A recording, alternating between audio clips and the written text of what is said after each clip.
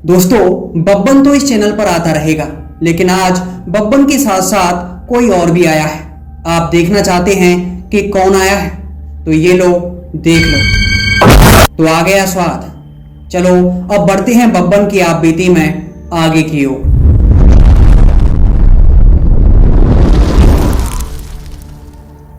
बब्बन तांत्रिक साधु बाबा के साथ शमशान घाट की ओर जा रहा। ये रात का समय होने वाला था, मतलब सायंकाल का वक्त था, और बब्बन की मुलाकात अभी अभी अपने बचपन के मित्र बनवारी से हुई थी, क्योंकि बब्बन गलती से आ पहुंचा था अपने गांव के अंदर, जहां बब्बन ने जन्म लिया था। इसके बाद जब बब्बन और साधु बाबा चलकर जा रहे थे, तब साधु बाबा ने बब्बन से कहा, बब्बन तू तो इसी गांव में पैदा हुआ है, यहाँ सभी लोग तुझे जानते हैं, तो फिर आज रात हम यहीं रुक जाते।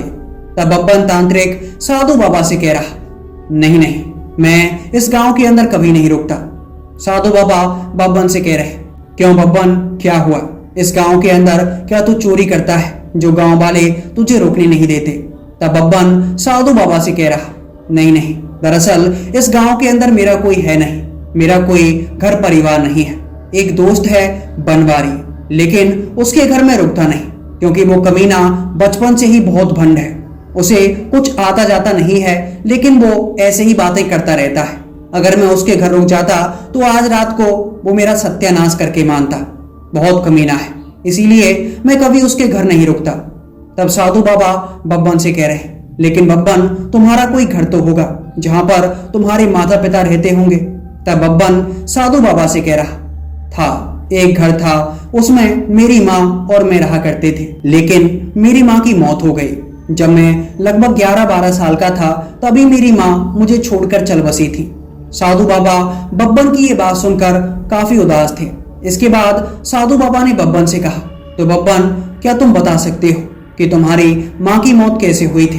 तब बब्बन तांत्रिक साधु बाबा से कह रहा, वो दरअसल हम बचपन में बहुत गरीब हुआ करते थे।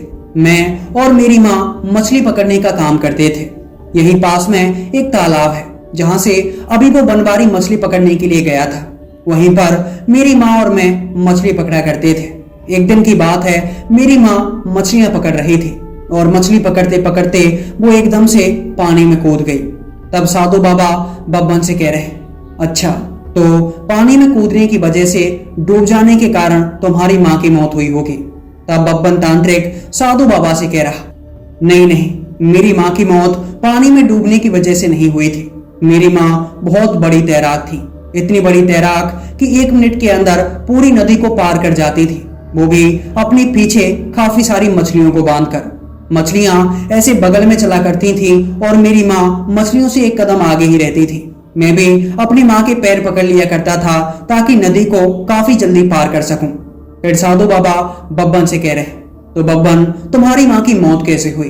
तब बब्बन तांत्रिक साधु बाबा से कह रहा, दरअसल जब मेरी माँ पानी के अंदर गई तो उन्हें एक सांप ने काट लिया। तब साधु बाबा बब्बन से कह रहे, अच्छा बब्बन, तो सांप जहरीला होगा, सांप के काटने की वजह से तुम्हारी माँ की मौत हो गई। बहुत दुख हुआ ये बात जानकर।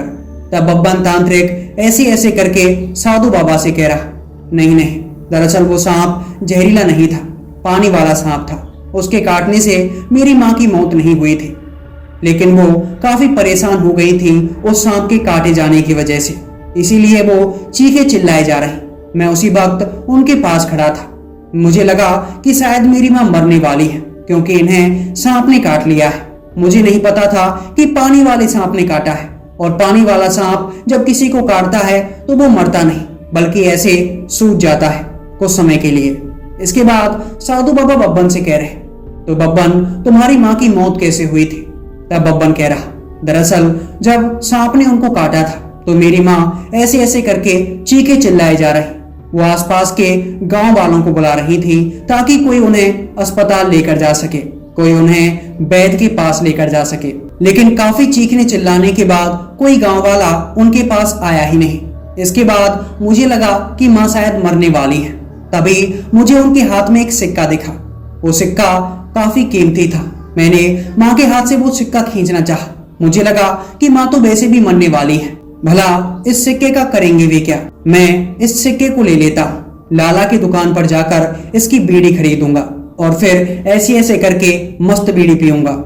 इसके बाद मैंने माँ के हाथ से वो सिक्का खींचना चाहा, लेकिन मेरी माँ बहुत उद्यमी थी, बहुत कमीनी थी मेरी माँ। वो सिक्का छूने का नाम नहीं ले रही। मैं अपनी माँ से कह रहा था, आप तो वैसे भी मरने वाली है, ये सिक्का मुझे दे दीजिए। लेकिन तब मेरी माँ कह रही, नहीं बब्बन, तू बहुत कमीना है, लाला की दुकान पर जाकर बीड़ियां पिएगा, मैं तुझे ये सिक्का नहीं देने वाली। और फिर उन्होंने वो सिक्का मुझे दिया नहीं, लेकिन मैं भी काफी गुस्से में आ चुका था। मैंने ऐसे करके माँ का हाथ पकड़ा और उनके हाथ से वो सिक्का यूं खींच लिया। जब मैंने माँ के हाथ से वो सिक्का खींचा तो मेरी माँ मुझे गालियां दिए जा रही। माँ बार बार कहे जा रही, बब्बन ये सिक्का मुझे दे दे, बब्बन ये सिक्का मुझे दे दे। लेकिन मैं था कि सिक्का देने का नाम नहीं ले रहा।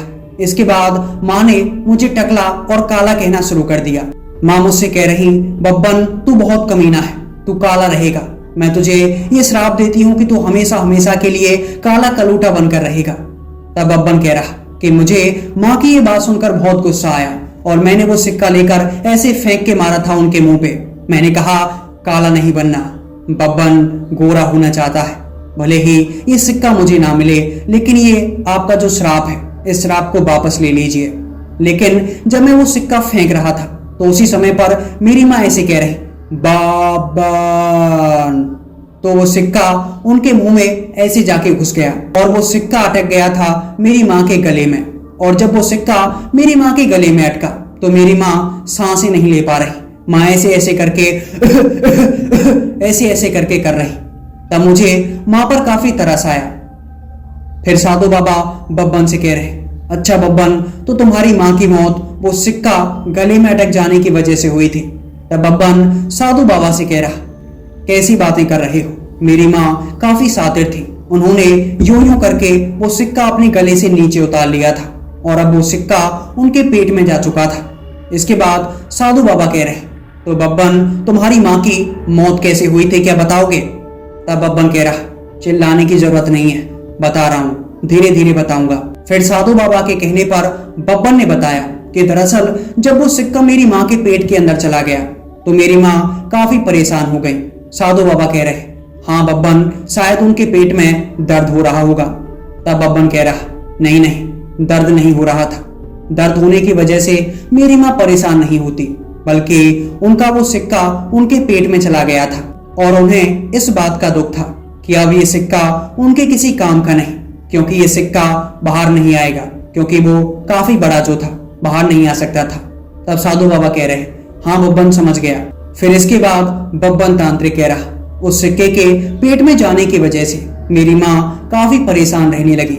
इसके बाद मैंने माँ को काफी समझाया था कि माँ, ये सिक्का आपके पेट में है, रहने दीजिए, आगे जाकर काम आएगा, जब जरूरत होगी तो मैं आपका पेट ऐसे कटवा कर इस सिक्के को बाहर निकलवा लूंगा, आप चिंता मत कीजिए। तब मेरी माँ काफी गुस्से में आ गई और उन्होंने ऐसे करके यूं चमाट लगाई थी मेरे मुंह पे और कहा था, बब्बन, एक सिक्के के लिए तू मेरा पेट कटवाना चाहता है? मैंने अपनी माँ से कहा था, नहीं नहीं, एक सिक्के के लिए नहीं, बल्कि बीड़ी पीने के लिए। मुझे बीड़ी पीने की जब जरूरत होगी तो मैं सिक्का निकलवा लूंगा। इसके बाद ऐसे झाड़ू लेकर मेरी माँ मेरे पीछे भागी थी और मैं भी भागता हुआ गया था अपने गांव में। और जब मैं अपने गांव में भागता हुआ गया तो गांव वाले मुझे ऐसे देखकर मुझसे कह रहे, अबे बब्बन, ऐसे क्यों भाग रहा है? तब मैंने उन गांव वालों से कहा था कि दरअसल मेरी माँ ने एक सिक्का निकल लिया है और वो सिक्का बाहर नहीं आ रहा। तब कुछ कमीने गांव वालों ने मुझसे कहा था कि बब्बन, तू चिंता क्यों कर रहा है, तुझे तो बहुत खुश होना चाहिए। मैंने कहा, खुश होना चाहिए, लेकिन क्यों?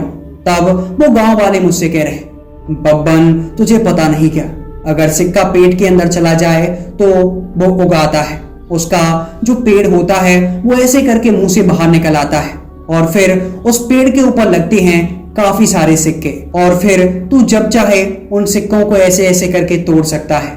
ये बात सुनकर मैं काफी खुश हुआ और फिर मैं सीधा भागा अपनी माँ की तरफ। माँ मुझे देखकर काफी गुस्से में थी।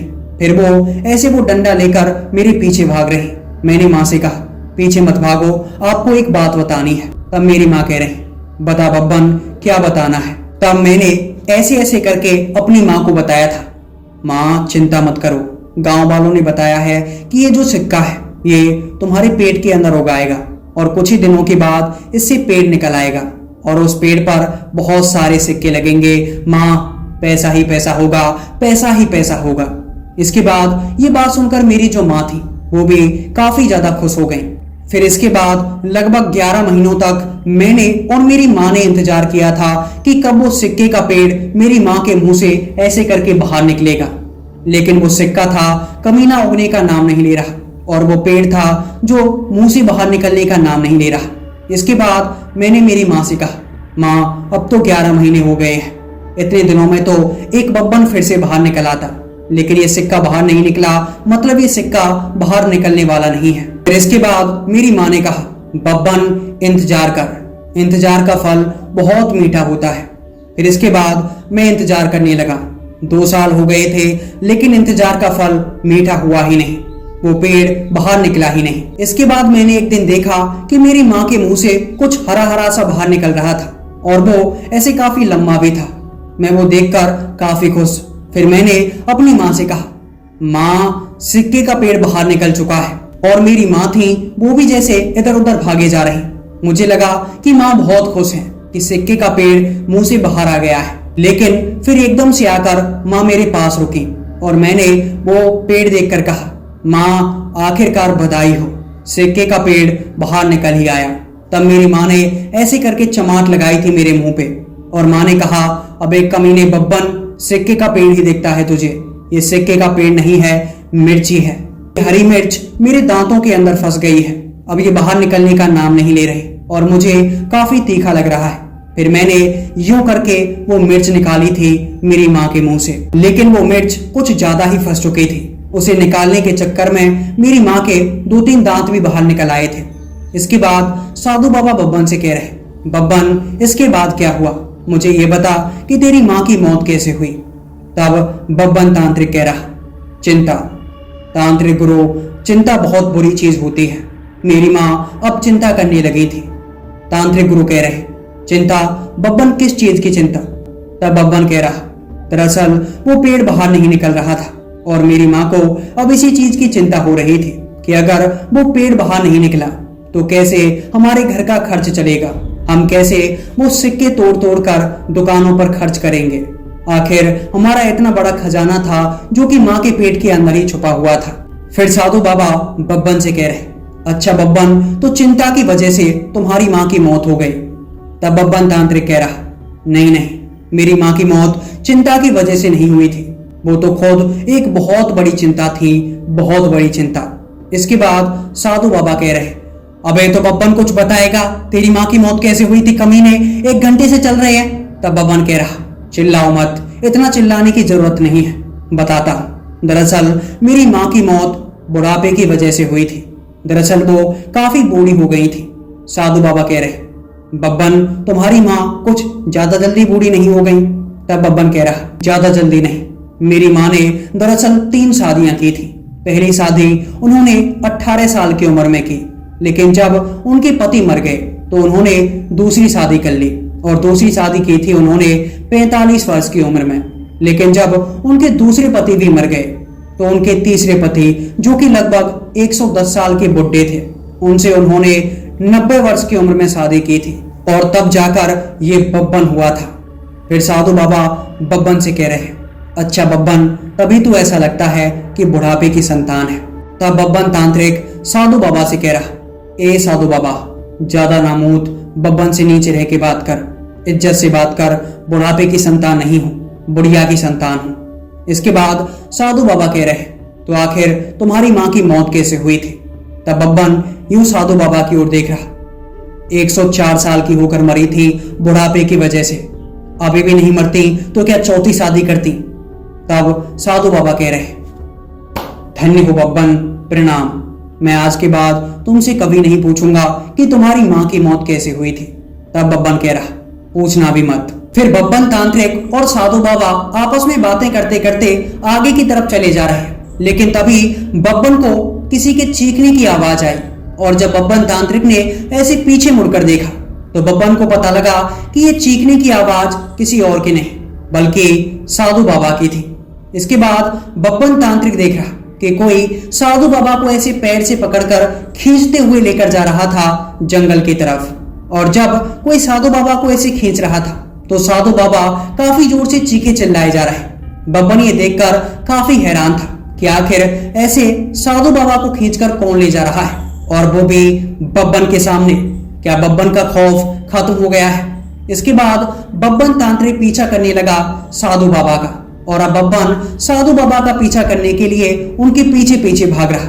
बब्बन काफी देर तक भागता रहा। साधु बाबा ऐसे ऐसे उनके आगे आगे घसीटते हुए जा रहे।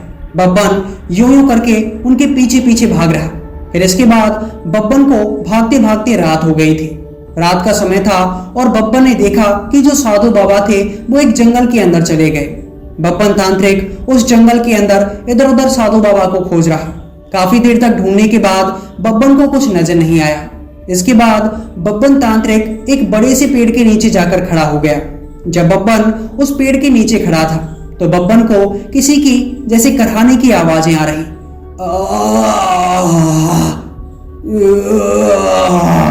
ऐसे करके। तब बब्बन यूं इधर उधर देख रहा।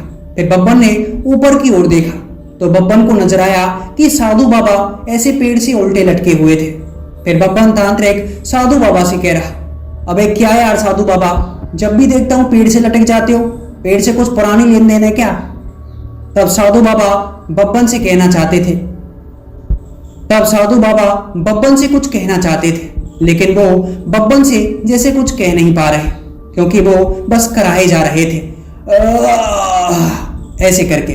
फिर बब्बन ने गौर से देखा तो बब्बन को नजर आया कि कुछ चुड़ैलें उसी डाली पर बैठी हुई थी जहां पर साधु बाबा लटके हुए थे। ये नजारा देखकर बब्बन समझ गया कि ये वही चुड़ैलें हैं जो कि साधु बाबा से पहले से ही दुश्मनी रखती हैं, और हर बार ये साधु बाबा को पकड़कर ऐसे पेड़ पर लटका देती हैं। फिर बब्बन तांत्रिक उन चुड़ैलों से कह रहा, अबे ओए चुड़ैलो, क्या रे, तुमको क्या लगता है साधु बाबा तुम पर हाथ नहीं उठाते तो तुम उन्हें बार बार लटका देती हो? कमीनी हो पता नहीं क्या? बब्बन अब इनके साथ रहने लग गया है, और जब तक साधु बाबा अकेले थे तुम इनके साथ कुछ भी कर सकती थी, लेकिन अब बब्बन का हाथ है